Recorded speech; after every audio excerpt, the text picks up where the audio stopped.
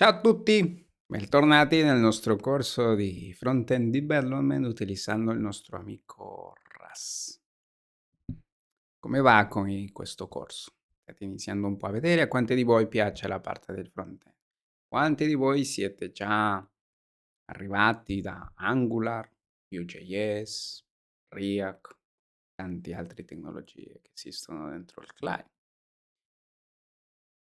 Come sempre lasciate poi i vostri commenti così aiutate anche che questo progetto cresca e condividetelo con le persone che possono servirgli, se credete poi che certamente serva questo corso. I vostri pollici in su sempre ci aiuta anche a noi a crescere, così anche il nostro capo è contento e così aggiunge un po' di budget. Per ora abbiamo qualche novità magari per agosto-settembre di questo 2026, probabilmente abbiamo un altro modo anche di presentare non solo corsi, ma pubblicare altri video che possono essere di utilità per voi. Quindi prima di agosto-settembre probabilmente non vedremo nessuna novità, continueremo questo formato, ma dopo di settembre probabilmente avremo un formato anche diverso con un budget un po' più grande per fare questi diversi video, diversi corsi. Ok? Quindi, come sempre, grazie per il supporto e sempre cercate di scrivere un po' di commenti. Se non sapete cosa scrivere, potete anche lì dire che non piace il mio accento e quello aiutate anche con tanto. Quindi, concentriamoci sulla parte del nostro corso, Lethos Fundamentals. Oggi iniziamo a vedere questo terzo modulo. Dovremo vedere la parte dei concetti di base di Lethos.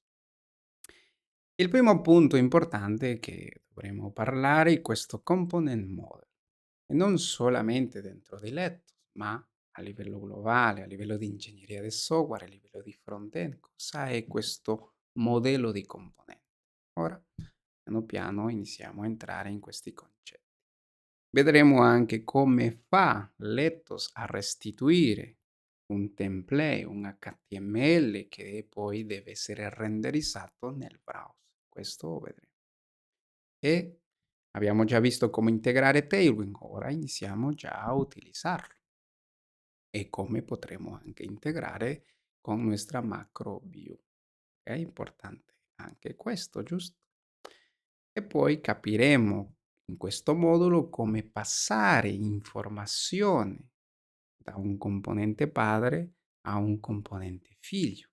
Quindi vedremo anche questo component composition. Quindi avremo un padre e che può gestire diversi figli, giusto? Ora vedremo.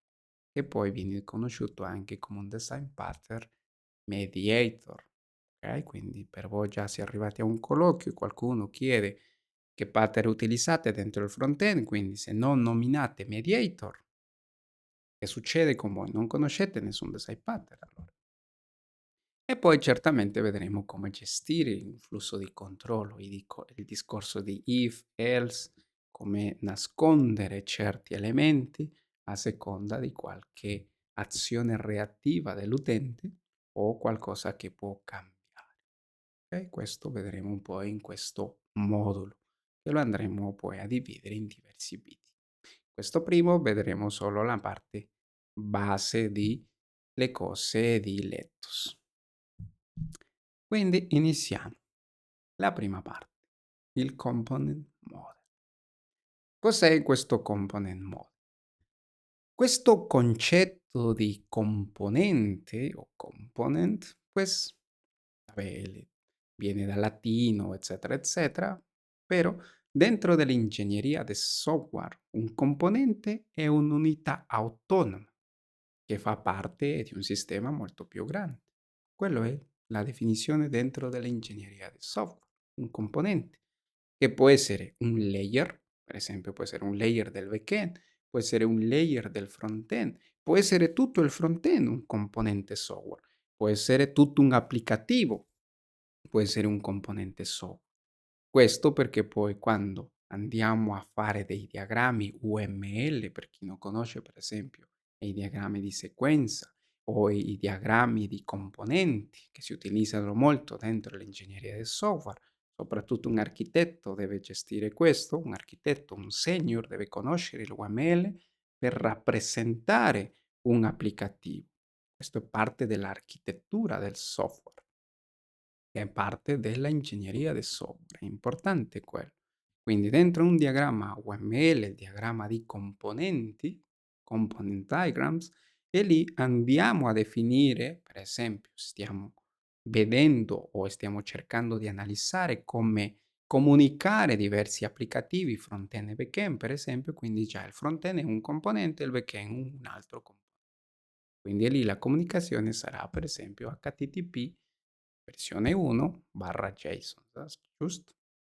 Quindi quello è un componente, una unità autonoma, indipendente, che fa parte di un sistema molto più grande, indipendente che può essere comunicato con un altro. Ok?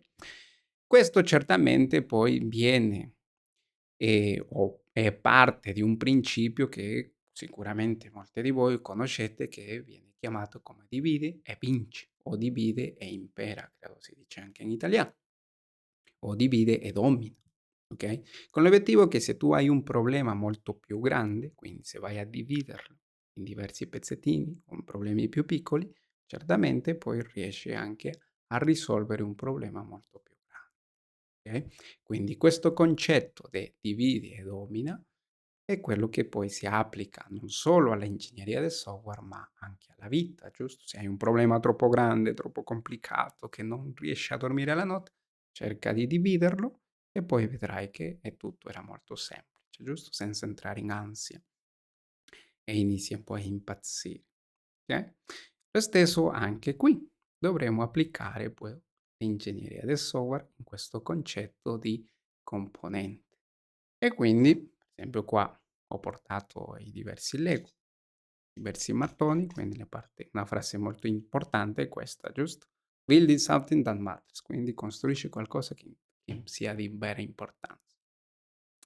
E quindi è l'obiettivo che un componente può essere come questo mattone di Lego, che può essere utilizzato con un altro, giusto? E quindi questo mattone più grande magari gestisce a questo giallo qua. Okay? E potremmo avere anche altri pezzettini di Lego che possono essere altri piccoli componenti automati e quindi possiamo utilizzarli poi insieme per costruire qualcosa molto più robusto, molto più grande, giusto? Questo è il concetto dei componenti, piccoli pezzettini che possono essere utilizzati all'interno di un'interfaccia grafica che servirà poi per il front-end per costruire qualcosa molto più grande, tutta la pagina, giusto? Perché qui noi dovremo andare un po' nella storia, giusto? Anni fa cosa succedeva? Tutto quello che il browser andava a renderizzare veniva costruito dal server, quindi dal tuo backend, giusto? Tutto l'HTML che doveva essere visualizzato, per esempio se avevi una tabella, non è che arrivava a pezzettini e poi dopo il browser costruiva tutto, no? Il server restituiva già tutta la tua tabella con tutte le sue righe e i suoi elementi che dovevamo visualizzare, così il browser l'unico che prendeva è quell'HTML gigante che restituiva il server e lo visualizzava. Basta, non c'era niente altro, però era un HTML gigante che poi veniva gestito direttamente dal server e doveva arrivare già pronto. Non doveva succedere che poi tu dovevi o il browser iniziava a costruirlo dopo che arrivava certa risposta, come succede oggi, no? Dopo è nato Ajax che consentiva qualcosa che succede come quello che lavoriamo con le single page application, però era qualcosa di diverso, ok? Però poi è nato poi con il discorso del JavaScript che ha aiutato tantissimo, quindi abbiamo poi queste single page application, il client side rendering, che vuol dire che il server restituisce file statici e poi esiste un motore che avvia tutto quell'applicativo, ma tutto succede nel client, quindi nel dispositivo di chi lo deve utilizzare. Quindi quando tu apri il tuo Chrome, tutto si scarica questi file statici e è Chrome che inizia poi a avviare tutti i suoi motori del tuo applicativo e poi tutto inizia a essere pronto per interagire con l'applicativo. Giusto? Quindi abbiamo applicato questo concetto de divide per andare a dividere le cose, così separiamo le cose, giusto? Il backend restituisce solo dati e poi il front-end è in carico a visualizzare queste informazioni nel modo più carino, più decente che possa essere necessario, giusto? Per quello che il front-end di solito viene conosciuto come se fosse come che un semplice previsualizzatore del JSON, giusto? Però sappiamo che poi il front-end è molto più che solamente visualizzare i dati. E quindi cosa è un componente a questo punto dentro la parte del front-end? Quindi un componente può essere un pulsante, può essere un input di testo, può essere tutta la tabella, può essere una riga della tabella, ok? Qualsiasi elemento dentro la nostra interfaccia può essere un componente. E qui entrano alcuni concetti che vengono chiamati come l'atomic design, che vi consiglio molto cercarlo e imparare questo concetto di atomic design o disegno atomico, con l'obiettivo che poi andiamo a dire che un atomo può essere un piccolo elemento. Per esempio, abbiamo lì un pulsante, può essere un atomo. Un input di testo è un altro atomo. E quei due, un input di testo e un pulsante, possiamo unirli, giusto? Quindi abbiamo un input di testo che può essere questo mattone, questo qua un pulsante, possiamo unirli per costruire cosa? Una molecola. E poi possiamo creare un altro componente che può essere già anche un organismo, vuol dire che ha già vita propria lui, quindi per esempio quando l'utente scrive dentro l'input di testo, dopo clicca il pulsante di cerca per esempio, dopo compare un altro pannellino che può essere anche lì un altro componente, un altro atomo, ok? Dove mostriamo i risultati e tutto quello possiamo riutilizzarlo in diverse parti della nostra applicazione. Quello lì sarebbe un organismo perché ha vita propria, giusto? Invece il semplice atomo solamente ha un piccolo comportamento che notifica a qualcun altro, un componente molto più grande, una molecola, che poi consente anche questa gestione di visualizzare o passare i parametri a qualcun altro. Okay? Quindi vi consiglio anche lì guardare questo concetto di atomic design, disegno atomico. Ok? Quindi ricordiamo che poi un atomo, un componente, è quello, un pulsante, un input di testo o la unione di due elementi. Un pulsante con input di testo che può essere un componente. Un pulsante, un input di testo e un pannello di visualizzazione dei dati è un altro componente, molto più robusto, molto più grande. Ok? Un componente può autogestirsi, quindi da solo può fare delle chiamate HTTP e mostrare quell'informazione, o semplicemente può essere per esempio una tabella che non conosce dei dati, però tu gli passi i dati dall'esterno e poi lui rivisualizza quell'informazione che tu le passi in un determinato formato che sia compatibile per quell'elemento. Ok? Quindi questo è il concetto di componente. Un piccolo pezzettino che fa parte di un altro. Ok? E lo stesso succede anche qui, nella parte del front-end. E come andiamo a rappresentare quel componente dentro di Lethos? Per Lethos è molto semplice. Un componente è una semplice funzione. Una funzione. Una funzione di RAS per lui è un componente, ma che deve rispettare certi contratti. Il primo contratto è che deve implementare è questo tray into view. Ok? Importante quello. Quindi deve restituire come response della funzione una implementazione di questo tray into view. Importante quello. Perché? Perché dentro questo into view dovremo restituire tutto il contenuto HTML che il browser deve renderizzare. Ok? E deve essere già costruito. Quindi dentro la funzione abbiamo la possibilità di costruire l'output di quel HTML che dobbiamo restituire. Così quando lo restituiamo arriva già pronto, costruito totalmente. Ok? E che altro requisito deve seguire questa funzione per essere un componente? E qui abbiamo che il nome della funzione deve seguire questa convenzione di Pascal Case. Occhio qui, Pascal Case. Ma qualcuno dirà: "Ma dentro del RAS è tutto con snake case, giusto? Con l'underscore.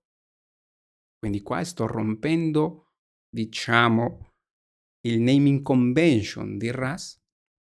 In qualche modo sì, ma aggiungendo questa macro component andiamo in qualche modo a disabilitare a Clippy che si lamenta quando trova una funzione con questo camel case, con questo Pascal case. Inizio a perdermi con le parole. Quindi con questa macro component aggiungi un comportamento in più per dirgli a Clippy che non si lamenti, perché poi Clippy si lamenterà, giusto? Però lui, aggiungendo questa macro component, dice a Clippy di non lamentarsi quando esiste una funzione con un nome con questo naming convention di Pascal Case. Ok? Quello vuol dire che se ho un componente che rappresenterà un componente o una funzione che sarà un componente, quindi posso scriverlo utilizzando Pascal Case. Vuol dire che la prima lettera va in maiuscola e se ho un nome un po' più grande, quindi la prima lettera di ogni parola deve essere in maiuscola. E basta, questi sono i requisiti. Quindi, il requisito numero 1 deve restituire un'implementazione di questo tray into view. Secondo, che deve seguire poi questa convenzione di Pascal Case e quindi deve esistere questa macro component inserita dentro quella funzione. E questo perché? Analizziamo questa funzione. Quindi abbiamo detto che component sarà un piccolo pezzettino dentro la nostra interfaccia, giusto? E lì abbiamo detto un pulsante può essere un componente, un input di testo è un altro componente e se vogliamo possiamo unire un input di testo e anche un pulsante insieme e quindi avremo un altro componente, giusto? Quindi un componente di due elementi. E così possiamo unire come se fossero mattoni di Lego per costruire qualcosa molto più strutturato, molto più grande. Ok, ma perché io devo restituire un HTML? Questo viene poi anche delle standard di cosa è un componente dentro la parte grafica. Perché tutti i componenti della parte grafica devono avere tre cose. Una è la struttura e la struttura qui dentro la parte del front-end solamente lo possiamo fare a livello HTML. Per quello che lui deve restituire sempre una struttura HTML. Perché? Perché dovremmo utilizzare l'HTML nativo, perché l'HTML nativo è quello che il nostro browser riesce a renderizzare, giusto? E abbiamo detto che l'ethos non utilizza il virtual DOM, con l'obiettivo di ottimizzare tutta la gestione. Quindi se non utilizzo un virtual DOM vuol dire che devo utilizzare poi il DOM nativo, il Document Object Model nativo che già esiste. Giusto? Quindi devo utilizzare HTML nativo. Benissimo. Quindi questa è la prima parte che ha bisogno un componente, la struttura. La seconda parte è la parte del CSS, che sarebbe la presentazione, tutto il disegno che vogliamo aggiungere al nostro elemento. Se ho un pulsante, voglio colorarlo di rosso, di blu, di nero, con il testo arancione, eccetera, eccetera, il font size.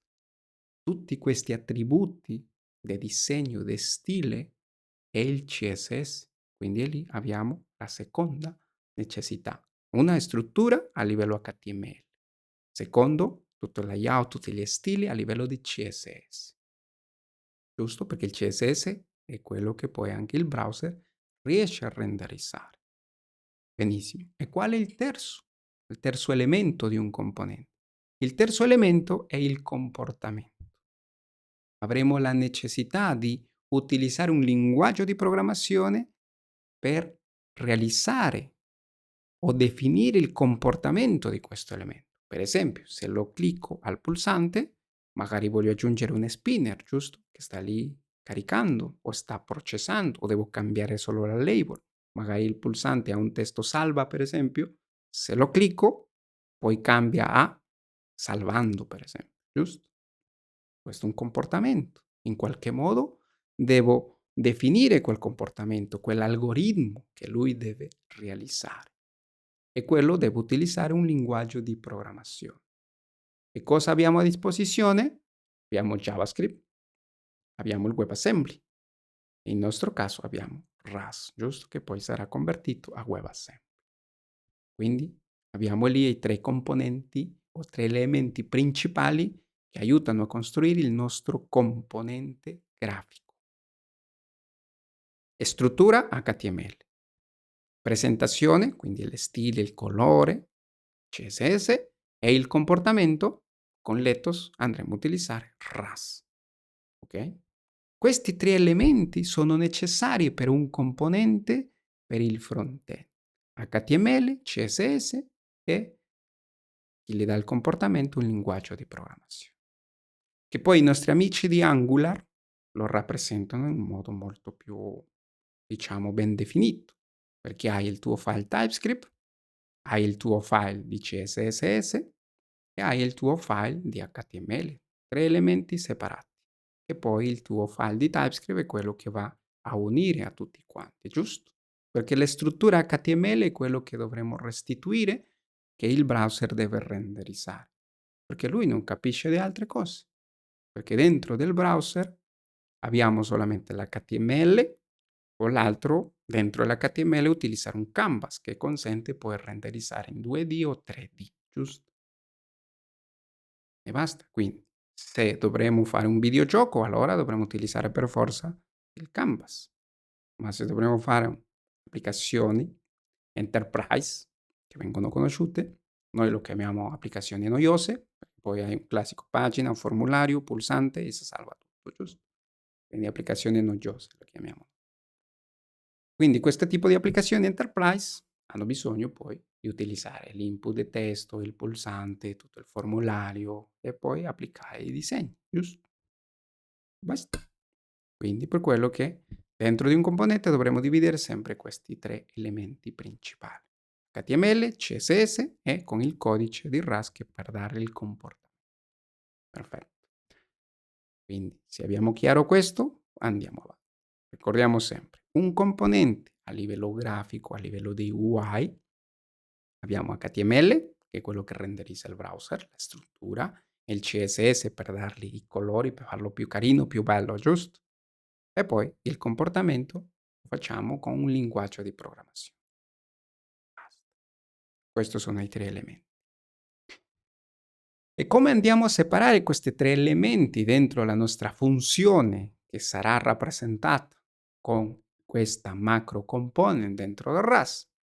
Quindi abbiamo detto, la primera cosa è aggiungere questa macro component alla nostra funzione. In quel modo noi stiamo dicendo a RAS che deve utilizzare questa funzione come se fosse un componente, dove deve dividere 3 cose: HTML, CSS e un comportamento, giusto? Con un linguaggio di programmazione. Perfetto? Perché se noi aggiungiamo questa macro, ok? Lui dirà, ma questa qua non rispetta il mio contratto, giusto? È una funzione standard di RAS, non è un componente. Quello importantissimo, quella macro. Seguente punto, abbiamo il nome. Perché il nome? Dentro di Angular, per esempio, abbiamo il selettore, giusto?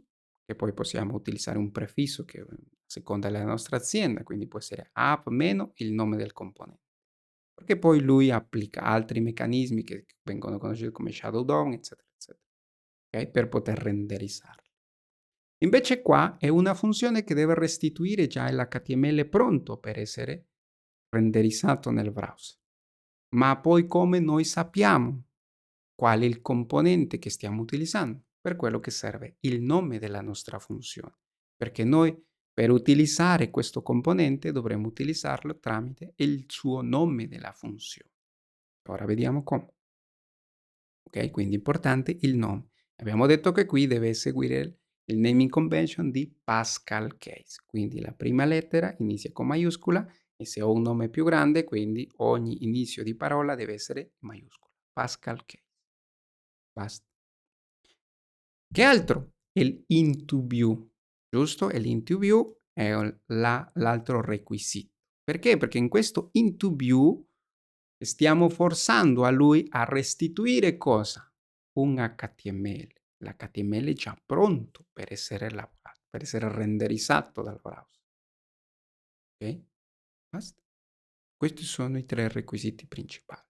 Quindi, con questa macro che ora analizziamo in dettaglio, view, andiamo a restituire l'HTML che il browser deve rendere. E così abbiamo tutti gli elementi.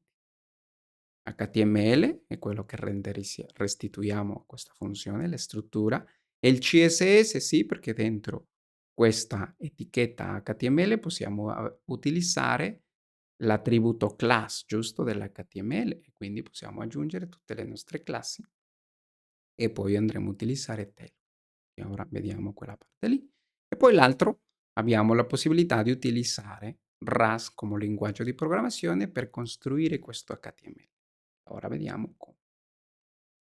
Ma entriamo in dettaglio a analizzare questa macro view. Cos'è questa macro view? Cosa fa? Quindi questa macro view consente la scrittura della struttura HTML declarativa che già conosciamo, ma avendo la possibilità anche di mischiare questa struttura HTML con codice Rust. Perché? Perché sicuramente in qualche momento avremo la necessità di, per esempio, applicare un if, applicare un ciclo for, giusto? Se abbiamo un vettore e dovremo renderizzarlo, per ogni elemento magari costruire una determinata struttura HTML, dovremo farlo, giusto? Quindi possiamo lì mischiare. E questo non è nuovo sicuramente per voi, per chi già viene di altre tecnologie del front-end, perché già dentro del React viene conosciuto questo formato, il JavaScript extension, giusto? O il TypeScript extension se utilizzate TypeScript, che vi consiglio tantissimo utilizzare TypeScript e non scrivere JavaScript puro, giusto? Però quello è un altro discorso. Quindi è già un formato conosciuto. Quindi lo stesso succederà qui con il nostro codice Rust. Avremo la possibilità di mischiare il codice Rust con la struttura HTML. Ok? Quindi dentro dei principi dell'ingegneria del software questo deve essere vietato, però qui è l'unico modo che abbiamo. Però dovremo avere molta attenzione per non accoppiarci troppo al componente. Ok? Perché librerie come React, librerie come Lethos, in questo caso un framework, poi in qualche modo il rischio è altissimo di accoppiarsi troppo al componente. Occhio con quello. Poi dopo vedremo alcuni design patterns per disaccoppiarsi, iniziare a disaccoppiarsi. Lasciare che la parte Y sia la parte Y e il resto poi che sia codice Rust. Per esempio dentro dell'ecosistema di Angular esistono già diversi livelli, giusto? Abbiamo il layer del componente e poi il layer del service. Abbiamo già due layer lì che gestisce i nostri amici di Angular. E funziona, giusto? Aiuta per dividere le responsabilità. Ma devo tutti i miei applicativi con Angular devono avere solo quei due layer? No, necessariamente, dipende anche quanto è la complessità del progetto. Posso aggiungere altri layer che aiutano un po' a dividere le responsabilità. Ok? Lo stesso succederà anche con Let's, con React, che sicuramente molti di voi già state utilizzando, giusto? Diversi design patterns che aiutano a disaccoppiarci. Questo è importante dentro l'ingegneria del software, giusto? Abbassare l'accoppiamento dei diversi componenti software. Ok? Quindi abbiamo detto che questa macro view consentirà mischiare HTML con codice Rust. Basta, giusto? Ma questa macro è intelligente. In che senso intelligente? Perché di default Lethos, come non gestisce un virtual DOM, vuol dire che non esiste nessun meccanismo una volta che ha renderizzato il browser che sta lì a verificare se esiste qualche cambiamento. Okay? Occhio qui, a differenza di tecnologie come Angular o Vue che utilizzano il virtual DOM, sempre stanno lì verificando cambiamenti e questo in qualche modo è un po' pesante. ok? Perché esiste qualche processo che sempre sta applicando diversi algoritmi per vedere se esiste qualche differenza, qualche cambiamento di un determinato elemento e poi da lì aggiornare tutte le sue dipendenze. Nel caso di Lethos non esiste questo meccanismo, quindi non esiste lì qualche processo che sta a verificare qualche cambiamento dei diversi componenti o i diversi elementi. Quindi lui renderizza e dimentica qualsiasi cosa, ma solo ha un punto di attenzione, solo nelle cose che vengono utilizzate con le signal. E dopo vediamo questo concetto per vedere la parte della reattività dentro di Lethos. Quindi le signals consentono che Lethos riesca a tracciare che quell'elemento, per esempio un pulsante, ok, che magari si nasconde o si attiva a seconda di certe condizioni, a seconda di eventi che possono triggerare qualche cambiamento dentro la nostra interfaccia, che può essere per esempio una risposta collegata a un WebSocket, una risposta collegata a un server send event, ok, un evento che viene dal backend e poi che ci consente a noi aggiornare la nostra interfaccia, ok? O all'interazione dell'utente. Per esempio, l'utente clicca un pulsante e deve succedere qualcosa. Clicca un pulsante e poi compare una modale. Quindi quello è qualcosa reattivo. Perché? Perché a seconda di qualche azione o qualche cambiamento di un valore deve succedere qualcos'altro. E Lethos quello lo gestisce sempre con questo concetto delle signals, delle segnali. E solo queste signals è quello che lui traccia in automatico, ok, come opzioni che dopo deve stare lì a verificare se esiste qualche cambiamento di queste signals. E lo fa già il proprio concetto delle signals in automatico, ok? Occhio con quello. Quindi, se voi create il vostro applicativo ma non utilizzate le signals con Lethos, vuol dire che poi quella parte o quel componente non può cambiare, ok?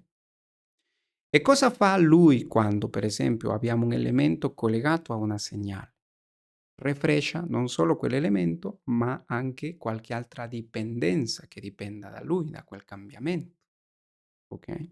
Quindi tutto il suo albero di dipendenze, ok? Che solamente abbiamo un elemento che è collegato a quella dipendenza, allora solo lui si ricarica, solo quel pezzettino di HTML, non tutto l'applicativo, ok? Solo quell'elemento o qualche altra dipendenza che dipenda da quel cambiamento, ok? Occhio lì. Quindi l'obiettivo sempre di Lethos è, se qualcosa deve aggiornare, solamente deve aggiornare le minime cose, quindi solo le cose che dipendono da quella segnale. Okay? In questo modo poi consente che Lethos sia performante, okay? Che abbia belle prestazioni quando si esegue. Okay? Invece di stare sempre lì a controllare o verificare cosa cambia e cosa non cambia, lui semplicemente tiene traccia delle cose che sono reattive, che noi andremo a definire utilizzando le nostre segnali. Se non utilizziamo le segnali vuol dire che per lui non deve tracciare nessun cambiamento. Okay? Occhio con quello. E quindi questa macro view, il suo scopo sarà tracciare le cose reattive. Così quando il browser renderizza, giusto? Lui tiene in considerazione quelle cose e qualcosa cambia, quindi in automatico poi cambiano le sue dipendenze. E basta. Che altro consente questa macro view? Come abbiamo detto, ha la possibilità di mischiare l'HTML con il nostro codice RAS. Quindi lo possiamo fare all'interno di questa macro view. Quindi se vogliamo utilizzare codice RAS, per esempio un if, un else, una dichiarazione di una variabile, possiamo utilizzarle aprendo qui queste grafe. Apriamo le grafe, poi da lì possiamo inserire qualsiasi codice RAS che possiamo utilizzare. Okay? Tutto quell'ecosistema del RAS che abbiamo a disposizione. Importante che sia compatibile poi con WebAssembly. Questo è l'unico requisito. Perché? Perché esistono delle librerie che non sono pensate per il WebAssembly. Ok? Quindi se utilizziamo qualche libreria dovremo assicurarci che sia compatibile con WebAssembly e basta. Però dentro le standard del RAS possiamo utilizzare qualsiasi cosa. Ok? è 100% compatibile. Ebbene, quindi abbiamo detto poi l'altro elemento del CSS, giusto? CSS dovremmo utilizzarlo. Come lo andiamo a utilizzare qui? Molto semplice.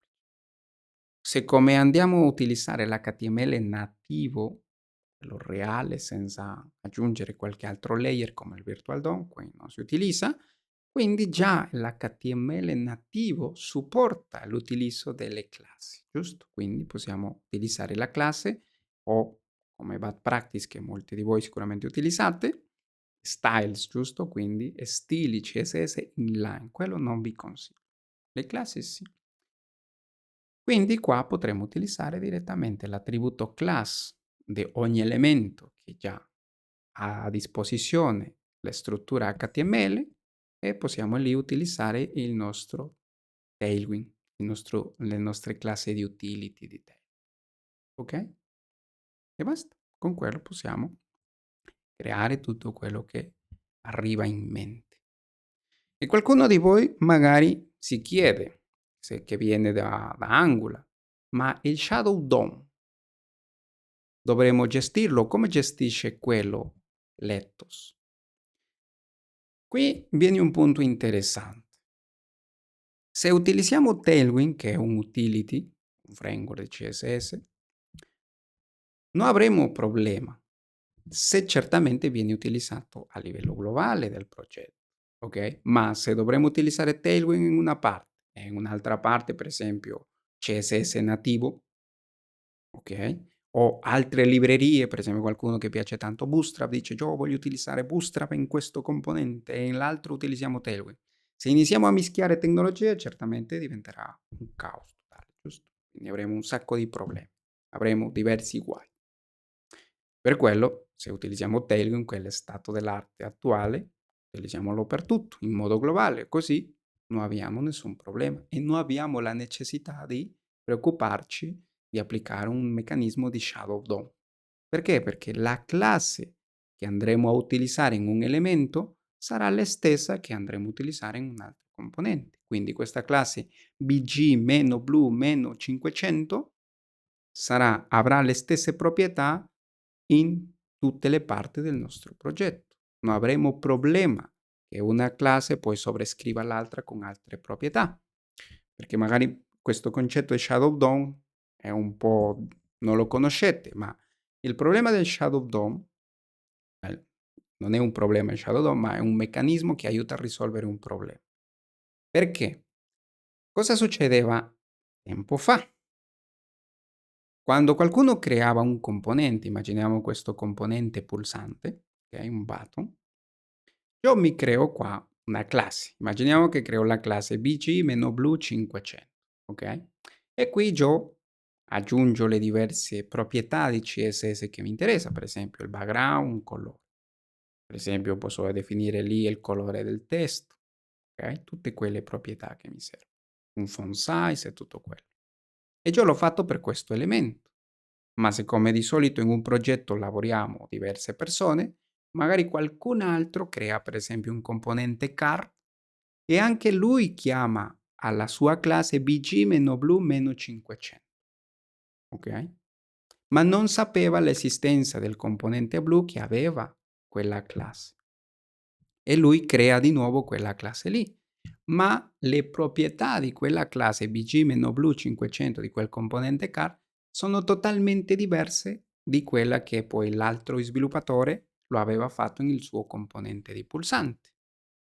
Se io cerco di utilizzare questi due componenti insieme, quello che succede è che il CSS di uno sovrascrive all'altro, perché il nome della classe è quello che gli interessa al CSS e alcune volte cerca di unire a un merge di tutte le proprietà degli attributi che andiamo ad aggiungere, poi lì già dipende la priorità, okay? Perché poi lì esiste la specificità, credo si chiama a livello italiano, che consente poi sapere qual è la priorità di ogni proprietà o di ogni classe che andiamo a definire.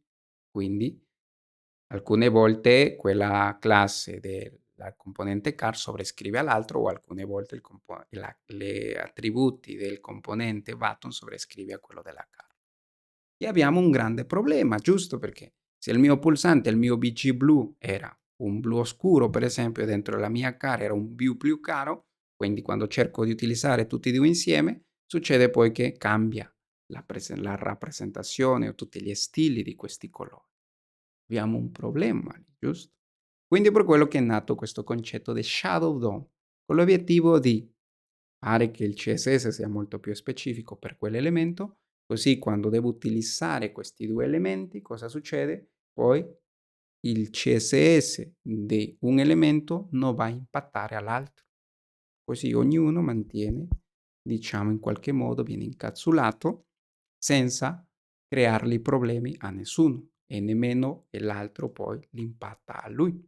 Quindi Shadow DOM è un buon meccanismo per quel problema che esisteva tempo fa. Ma con Tailwind questo non servirebbe, ok? A modo per che qualcuno poi mi dice, io voglio scrivere le classi con il CSS nativo. Allora lì sì, dovremo preoccuparci del shadow DOM e dopo vedremo anche qualche strategia per andare a gestirlo, ok? Ma se utilizziamo Tailwind, che quello sarà lo scopo di questo corso, non dovremo preoccuparci del shadow DOM, a modo che voi volete utilizzare poi librerie diverse. Allora lì sì che sarebbe poi un problema e dovremo applicare concetti di Shadow DOM per proteggere che poi gli elementi o il CSS di un elemento non vada a impattare a nessun altro. Ok? Angular già lo gestisce, giusto? E lì abbiamo il view encapsulation, quindi che consente poi la gestione di questo Shadow DOM, diversi meccanismi. E poi CSS nativo, la struttura HTML nativa lo consente anche già in modo nativo, quindi dovremo solamente utilizzare quei concetti per proteggere se dovremo utilizzare poi CSS nativo o librerie diverse. Ok? Quindi occhio con quello.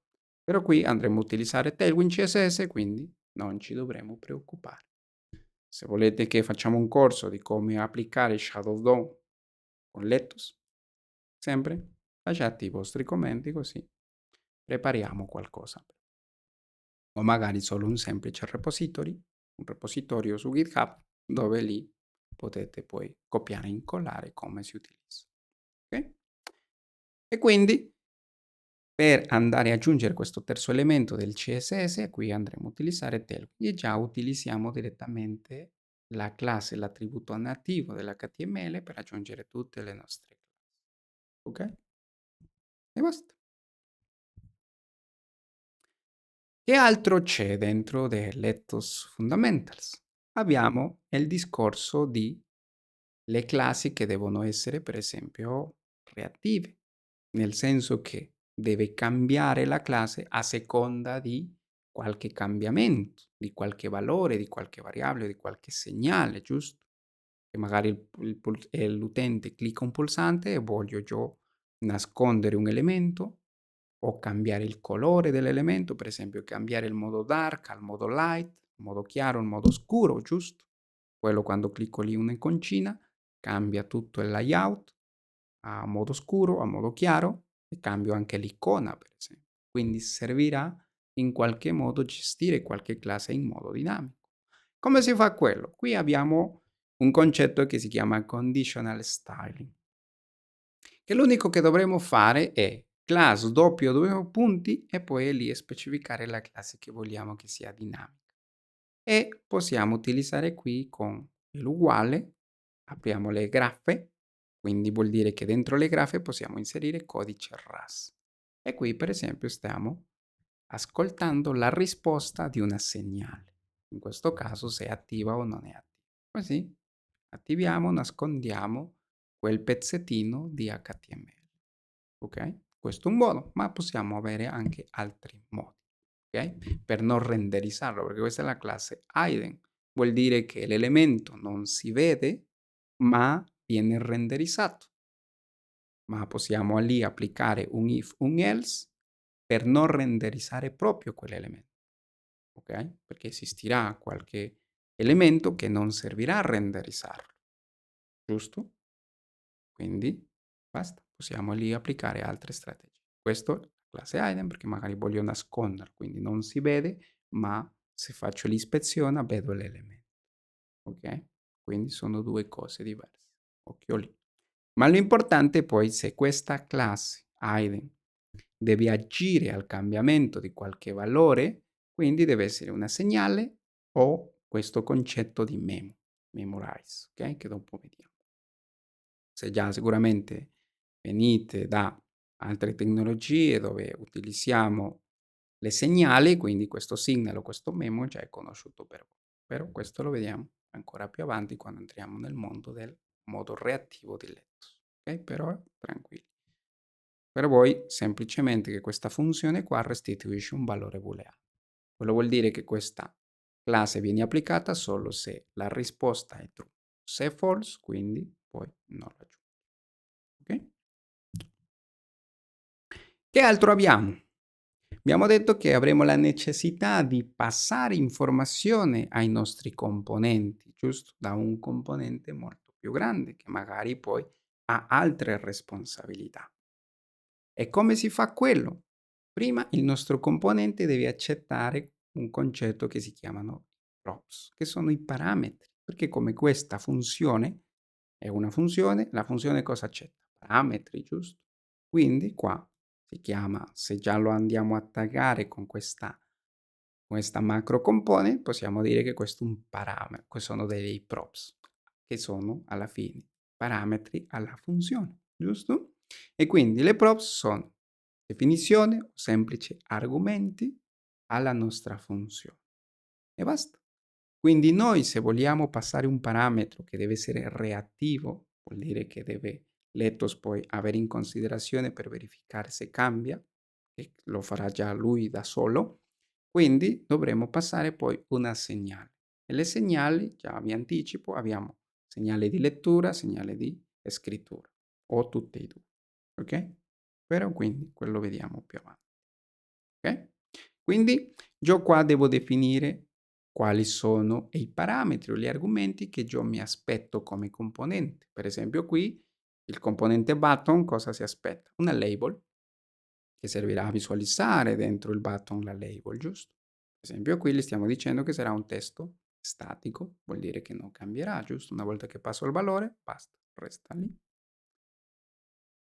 E poi qui abbiamo un'altra proprietà che è un busy, quindi magari voglio visualizzare quando il pulsante è impegnato e sta realizzando una determinata attività, magari qualche spinner o cambio il label, giusto? Cambio la label, eccetera, eccetera. Quindi posso passare qua una segnale o questo concetto di memo che dopo vediamo in avanti. Ok? Quindi in questo modo io qua definisco quali sono i parametri che questo componente può accettare.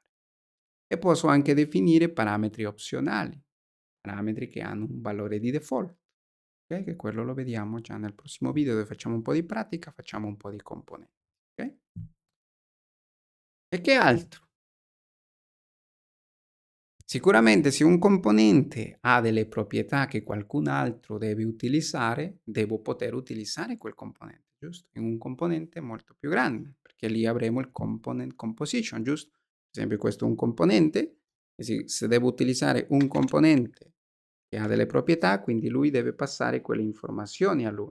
E se dopo utilizzo un altro componente, quindi questo qua deve passarle poi i parametri a questo giallo e poi anche a questo blu. E magari poi questo qua, che è il giallo, magari invia dell'informazione al padre, che sarebbe questo qui, e poi lui quell'informazione rimanda a qualcun altro. Okay? Comunicazione classica, giusto? Padre e figlio. Il figlio manda l'informazione al padre, poi il padre fa quello che vuole con quell'informazione, magari rimanda di nuovo al figlio, ok, per fare altre cose, poi entra lì un loop infinito, giusto? Però può essere anche una casistica. Quindi il composition qui è andare a utilizzare altri componenti all'interno di un altro, ok? Basta. Quindi per esempio qui abbiamo questo componente che viene chiamato custom button, giusto? Che dentro la macro view, se vedete, stiamo utilizzando il componente button, che è quello che abbiamo definito qua. Button, se vedete qui abbiamo button, è scritto con la B maiuscola, giusto? E se vediamo qui lo stiamo utilizzando. tramite il suo nome della funzione lo andiamo a utilizzare. Ma dovremo aggiungere qui le parentesi angolari di apertura e poi questo è il nome della funzione. Ok? Occhio qui. E come passo quei parametri, quelle props che abbiamo definito? Eccolo qua. Abbiamo label uguale e il valore che voglio passare. VBC, che era l'altro parametro, che era un memo, in questo caso poi passiamo anche dello stesso tipo. Qui stiamo costruendo un memo, una segnale, ok? Che ha la possibilità di memorizzare o salvare il suo valore interno. Così se cambia poi, se arriva allo stesso valore, lui non sta refreshando ogni volta, ma solo se il valore cambia. Vuol dire se la prima volta arriva false, una seconda volta arriva false, non fa due cambiamenti, fa solamente un cambio. Tranquilli, quello vediamo più avanti. Ok? E questa è la parte teorica. Quindi come sempre io qua vi consiglio di leggere questi concetti di atomic design. Cos'è un atomo, cos'è una molecola, cos'è un organismo. Ok? Quindi un atomo può essere questo pulsante, ok? Una molecola può essere questo custom button perché già unisce due elementi, due atomi, ok? E l'organismo vuol dire che è già autosufficiente, lui da solo si gestisce, quindi può essere un componente che ha un comportamento ben definito che posso utilizzare in diverse parti del mio applicativo, ok? Invece un atomo, una molecola, magari gli serve che qualcun altro alimenti l'informazione. Okay, deve passare qualche informazione così lui funziona con quell'informazione che qualcun altro invia, okay? E questo concetto di component composition è il pattern mediator, è il design pattern mediator. Perché? Perché per esempio qui possiamo avere che questo mattone grigio, okay, sarebbe il componente padre. Se io qua inserisco il mio mattone giallo, okay, che sarebbe un altro componente, un altro atomo. Se io inserisco qui un altro componente, questo mattone blu, ok? Quindi questo giallo non conosce l'esistenza di questo blu, ok? Tra di loro non si conoscono, non si parlano, ma per comunicare e farli agire a seconda dei cambiamenti dell'uno all'altro, utilizziamo un terzo componente. Quindi solo questo terzo componente che grappa a tutti e due, ok? Che è questo concetto di component composition, giusto? Perché questi due sono parti di lui, è lui che comanda questi due qua, è il pattern mediator, perché solo lui conosce l'esistenza di questo blu e di questo giallo, ok? È un design pattern. Esiste un'analogia che viene utilizzato per esempio nell'aeroporto. Abbiamo il controllore, giusto?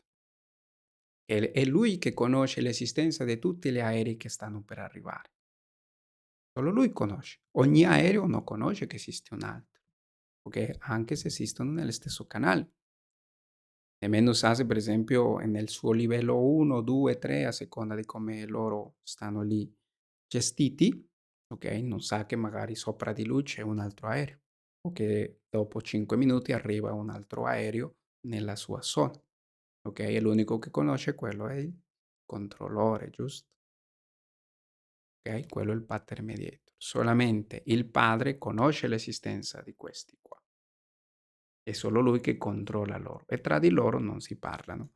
Questo è un buon design patterns con l'obiettivo di disaccoppiare gli elementi, perché altrimenti abbiamo che due componenti poi devono essere strettamente accoppiati. Perché? Perché lui deve passare sempre l'informazione all'altro, quindi diventano accoppiati. Se vogliamo disaccoppiare, dovremo aggiungere un terzo elemento che sarebbe il mediator. Quindi un componente padre si comporta come un mediator, è lui che gestisce ai suoi componenti figli. Così non esiste un accoppiamento tra di loro. Okay? E il mediator sì che ha la possibilità di accoppiarsi, perché è lui che conosce l'esistenza del resto di elementi. Ma lì possiamo applicare anche un altro pattern per disaccoppiare l'esistenza di quei figli, applicando il pattern strategy. È molto utilizzato sicuramente anche da voi. Possiamo così disaccoppiare anche un mediator dai suoi figli. Come si fa? Utilizzando o i traits o le interfacce che vengono conosciute dentro gli altri linguaggi. Okay? Che sicuramente molti di voi che utilizzate il front-end sapete già utilizzare queste cose. Molto importanti, okay? Occhio con l'accoppiamento. Basta. Questa è la parte teorica. Nel prossimo video iniziamo già a vedere o iniziamo a sporcarci le mani e iniziamo a costruire i nostri componenti. Creeremo la nostra sidebar del nostro applicativo, il nostro header e tutto il layout principale. Quello lo faremo nel prossimo video. Così iniziamo già a vedere come passare, come definire queste props, come passare queste props, ok? Magari vedere un po' di cose del discorso delle segnali, ok? Dopo lo approfondiremo, tranquilli, ma quello vedremo nel prossimo video. Ok? Questo è tutto per oggi. Vi aspetto al prossimo video e come sempre lasciate i vostri pollici in su, i vostri commenti e alla prossima.